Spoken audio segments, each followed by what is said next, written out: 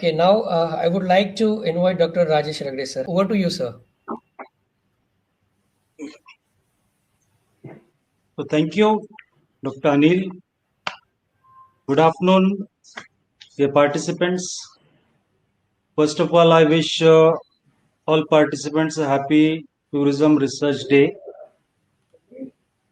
Our Honorable Pro Vice Chancellor, Professor Praveen Vakte,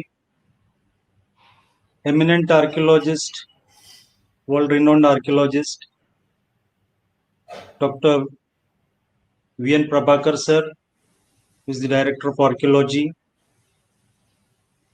Archeological Survey of India.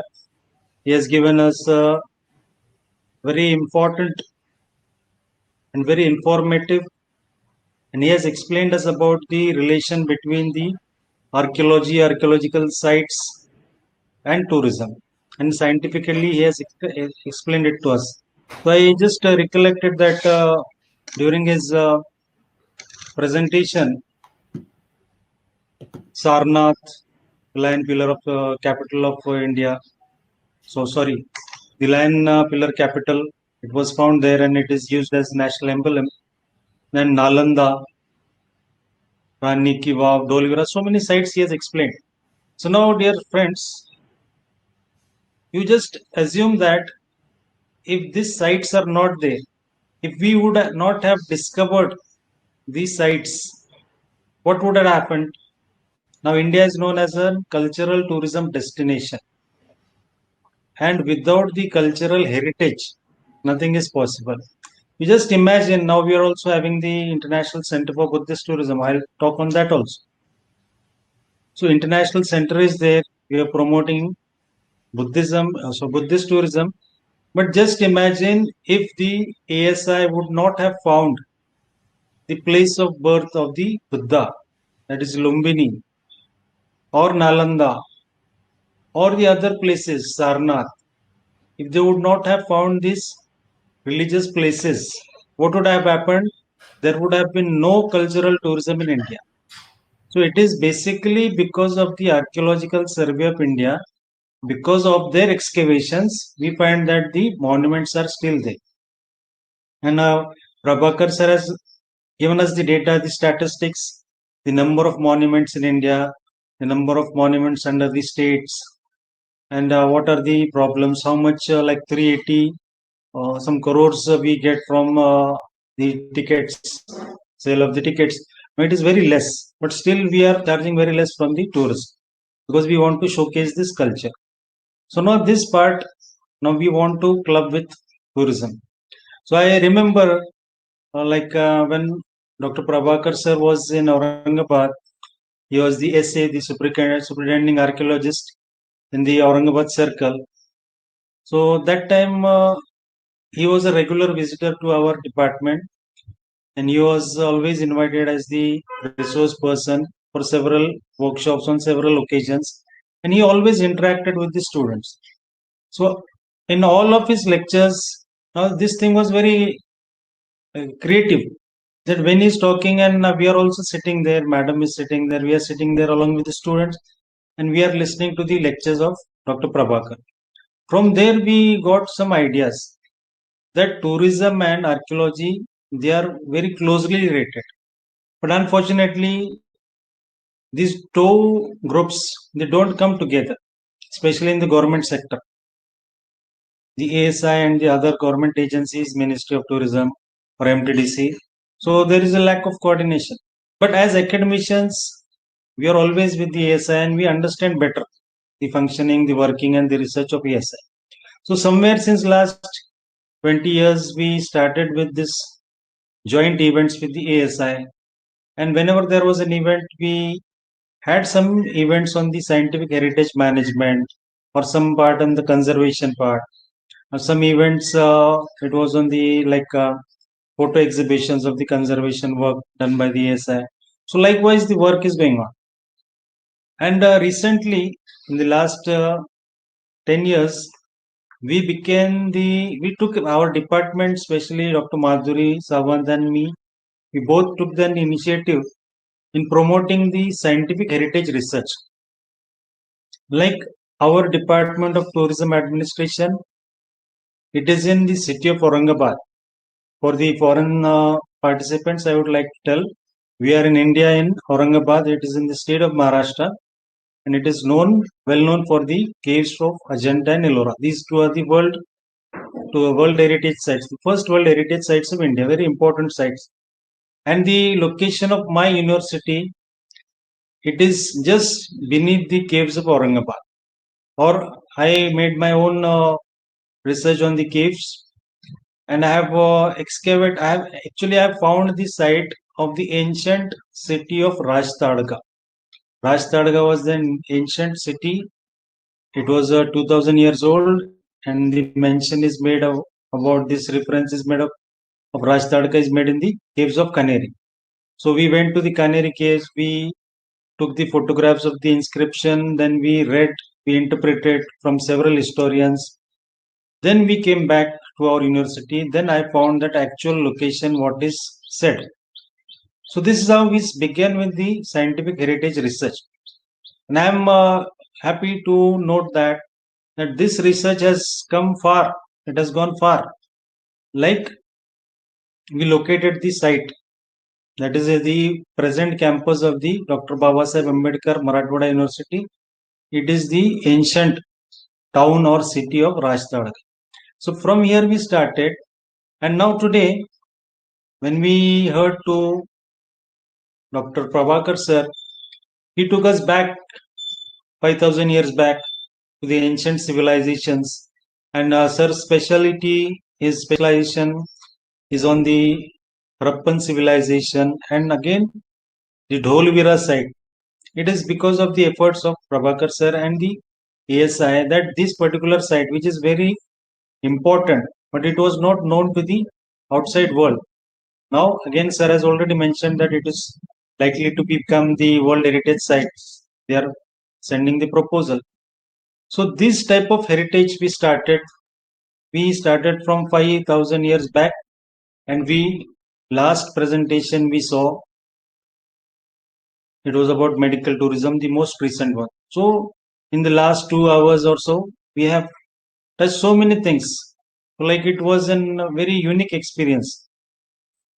So here I would like to thank Dr. Anil Bankar for organizing this event, and for this topic, innovative tourism research.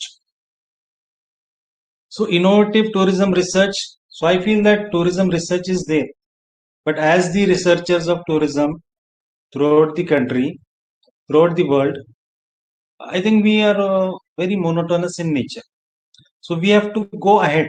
Now I just got some information, like we have the world rankings of the universities and so many rankings we have. So the latest rankings, World Intellectual Property Organization, every year they come up with the rankings of the countries, and this ranking is about the innovative research. And I'm very happy to note that India has improved. The ranking of India in 2015, it was 89. 2015, it was 89. And this year, in the month of August, we got the ranking. India stands on the rank 48. So we have come in the first 50. So that is a very good sign for the Indian researchers. And in this pandemic situation also, we find that many countries in the world, especially the universities, they are going for the research for the solutions to the pandemic. So what can be done? So several universities, they are working on that, and even in our own India, we find that our research is also moving ahead fast in that medical sciences. So it is a very good thing. On this occasion, I congratulate all researchers and the scientists of India that we have stood 48th in the world. Now here, 2-3 points I would like to mention. First, I remember my former Vice Chancellor, Professor B.A. Chopade sir, who was also an eminent scientist. So he used to say that the university is known by the professors. Any university, it is known because of the professors. So several times on numerous occasions we heard to him. But I will say a step ahead. University is known by the professors, but the professors, they are known because of their students and especially because of their research scholars. If you want to know the quality of the university, then you have to know the teachers, and if you want to know about the quality of the teacher, the professor, you should always look at the student and especially the research scholars. So in the last 26 years in my teaching and academic profession, I found that I got so many jobs. In tourism, I got the jobs in Thomas Cook, in ITDC, but at the same time, I got the job in the university, before that in Devgiri College. But I chose to become a teacher. Basically, I come from a family of teachers, but I made my career in teaching because what experience I had during my school, I had very good teachers. But when I went to the college, I found that teaching and learning and the entire education is very casual in nature. So the teaching is not effective, or the teachers, and so many problems, issues are there. So we will not talk about that. Now, recently, we got the new education policy. Lot of new things have been introduced. These are very unique. These are very good. I always talk about that in my many of my lectures. We got the new policy, but here, as a teacher of tourism, I have taken up my mission along with Dr. Madhuri Sawant. So our mission is very clear. We have not taken the steps to change the world. Whatever is within our reach, within our hands, we are doing the best. So what we did, our mission is to create the best teachers in tourism. So we start to groom the students into becoming good teachers. So in the last 26 years, we could groom 69 students of MTA and MTTM. 69 students are now the good teachers and they are working. I'm very happy to note that from the university, from Kashmir to Andaman Port Blair, today these two students are also attending this event. Bilal is there from Kashmir, Dr. Abdul Salam is from Port Blair. So they are also, so from that part of India till the last part of India and throughout the country, not only the country, but our students have gone abroad. Like Anil was working with Gulf Medical University in Ajman in UAE. We have students working in Bhutan, in Vietnam, in Kenya, in South Korea. So our students are everywhere. Again, moving ahead to that, we have taken the next initiative. So in the last 10 years, we have started with the Tourism Research and Consultancy Cell, which is headed by Dr. Madhuri Sawant. I think Madam has already briefed us about that. But our initiative was that, like these students from the science and all, medicines and technology, science, technology, they are well aware that they have the labs. But in the social sciences, humanities, management science, we don't have the labs as such. But in our department in 2010, on 10th of October, we established the first of its kind tourism research lab, and it was later named as Tourism Research and Consultancy Cell. So now what happened, like we need funding for the research, but most of the times funding is not available, but we want to create some good research. So we started with our own funds in our own department. So without any funding from any organization, we took up the research projects pertaining to the nearby sites, to the region, and to the manpower. So many projects we did, like 13 projects we have done so far in the research and consultancy cell. We have also given our consultancy Of course, it was free of cost. We didn't charge from anybody because we wanted that tourism should grow and tourism should be promoted. So I just remembered that when TCS came to us, Tata Consultancy Services, they made the master plan for the AEDP. And one Mr. Balakrishna Tonse, he came to me and he was in charge of the AEDP project, especially for the training part.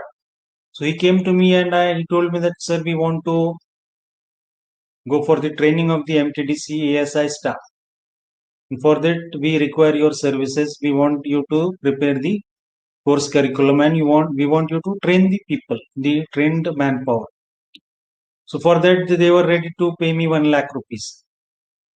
But I didn't accept that amount because there was the typical procedure to go to the administration, get things approved, and then there will be several questions. So I told him that we will not charge you anything, but we will give our services. So we prepared the course program, this training program. We gave the book. We made a book for them. They published it, that book, and the pilot batches we trained. So this is how we work. So without any expectations, we want our region of Aurangabad and India to move ahead in tourism. So we are extending our services. So from that part we started, and now Madam told us about so many research initiatives. So now I'm very happy to note that the research culture. Now, why we are celebrating this day, the Tourism Research Day, it is just because people from all over the world, like Madam, for last 3 years, she was the executive secretary of the Euro Asia Tourism Studies Association. For 3 years, she was the executive secretary.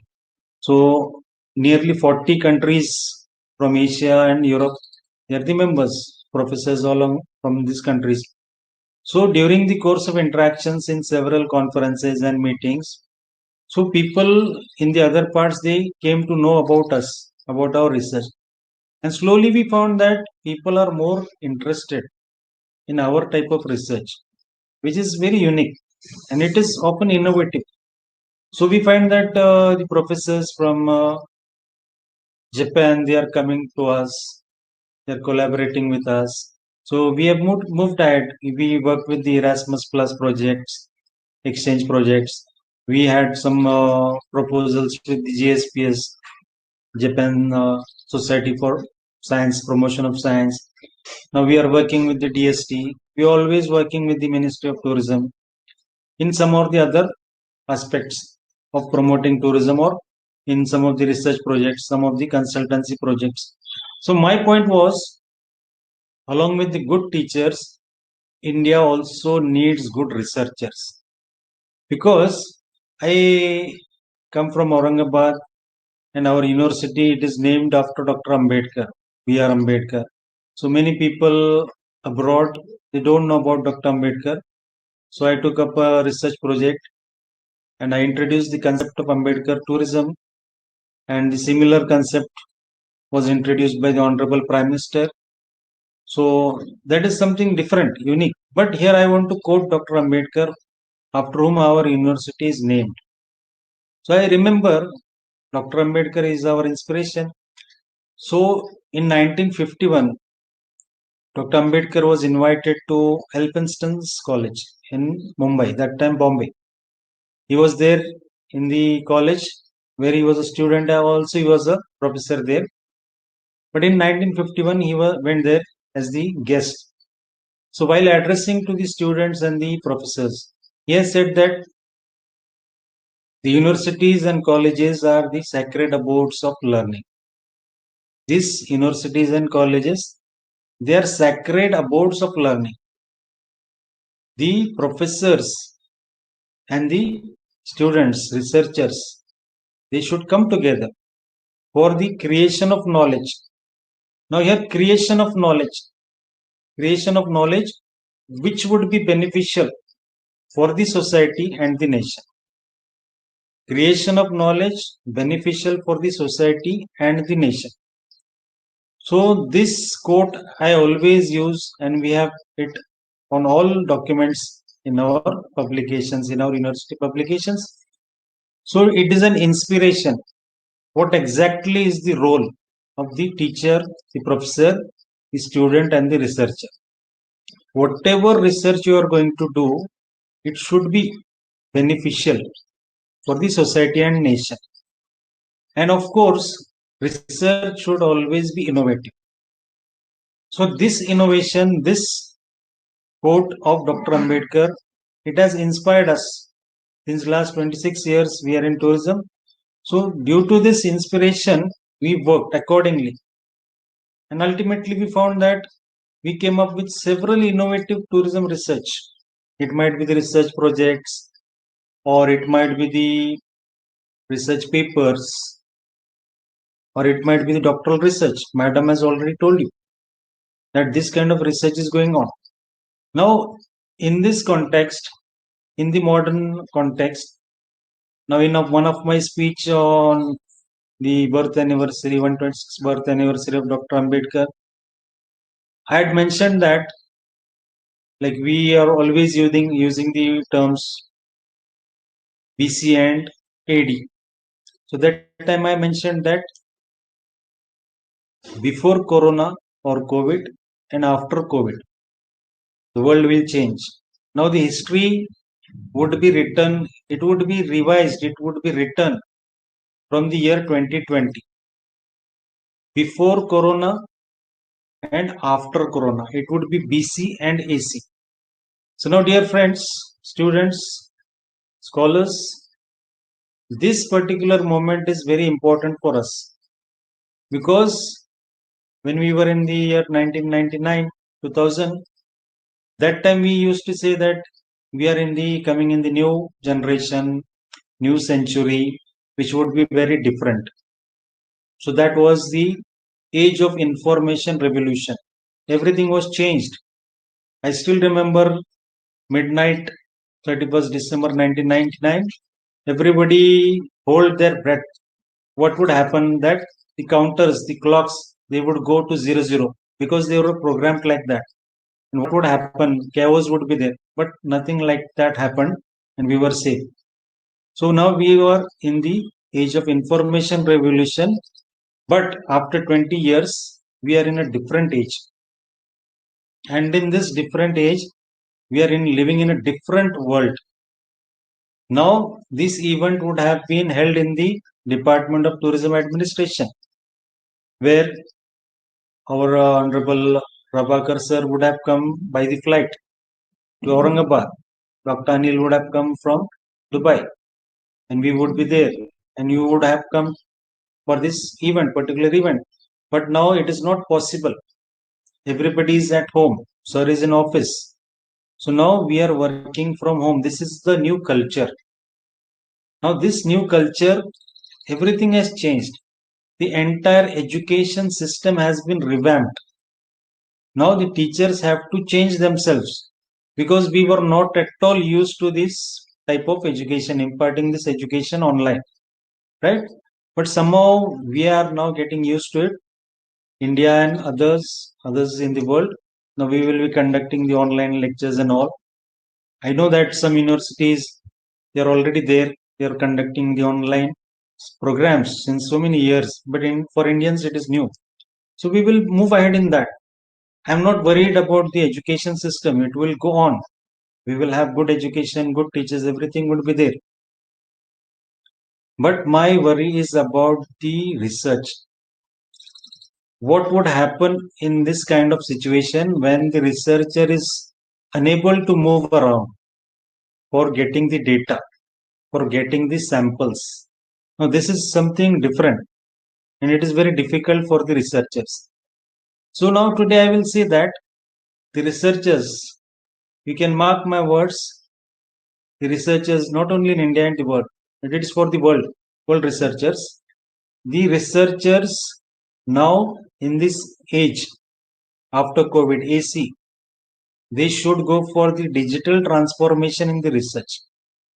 Now we should also adopt the technology digital transformation. Transformation means we have to transform ourselves. The methods and techniques, everything has to be revamped. Everywhere you have to rethink. Now we have to introduce We have to introduce new sorts of like tools, techniques, how we are going to conduct the research. Now we have to prepare new softwares for the testing. So all other softwares, they are based on the actual research done at the fields. But now today we will have to go for the transformation.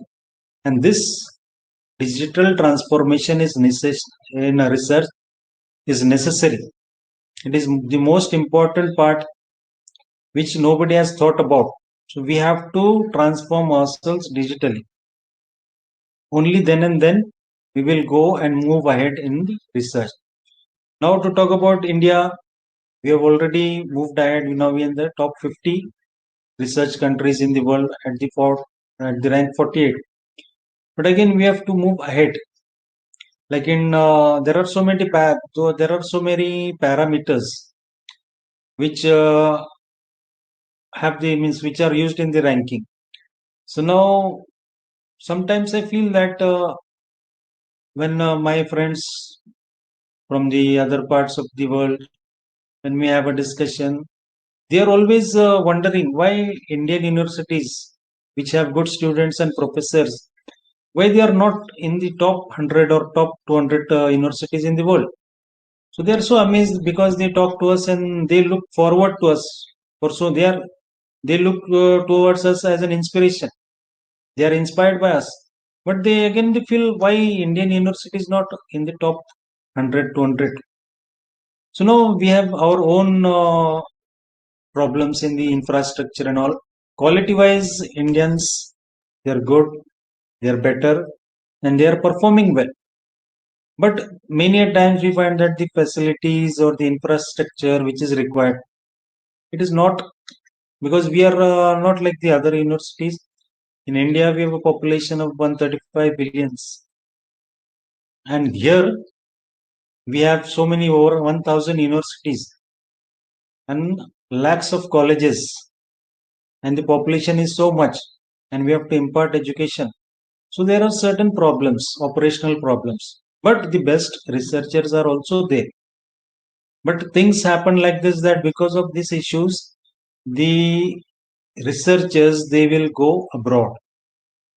Now I'm very happy that though in India the researchers are not there, but our own researchers, they are leading the world.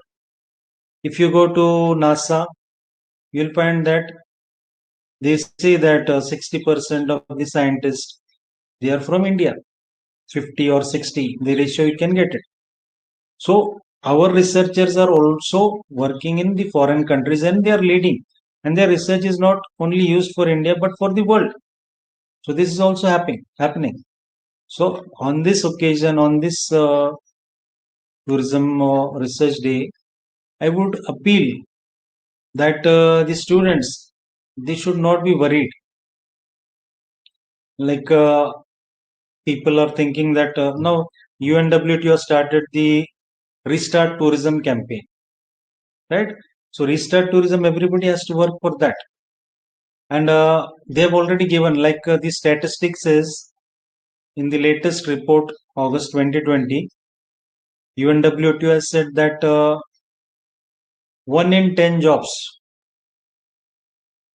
is from tourism.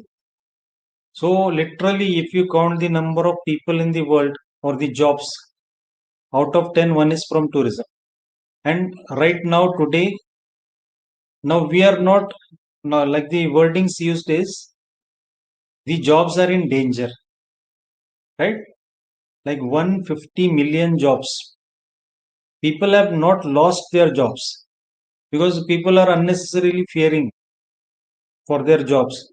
So today, the manpower employed in the tourism industry, now this is the UNWTO report, 150 million people are employed directly, indirectly.